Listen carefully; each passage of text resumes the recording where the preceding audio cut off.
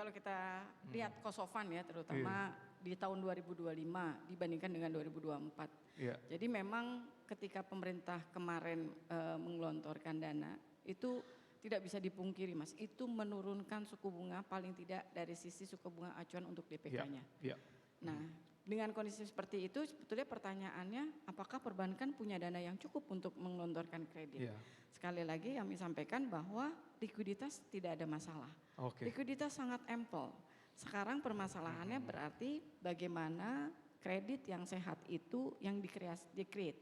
Jadi kalau kita lihat ya pada tahun 2025 akhir itu dibandingkan mungkin kuartal 3 itu terjadi peningkatan demand kredit yang cukup besar. Itu terkait dengan apa? Itu salah satu program pemerintah yang masuk di situ. Jadi ini link ke pernyataannya. Harapan sekarang dengan kondisi saat ini apakah? Nah kalau sebetulnya sekarang harus ada triggernya memang. Ada trigger. Harus ada triggernya. Karena likuiditasnya nggak ada masalah. Kalau ada triggernya dan kita bisa memberikan sehingga itu nantinya diharapkan sesuai dan tidak terjadi NPL dan sebagainya, itu tentu saja akan bisa meningkatkan.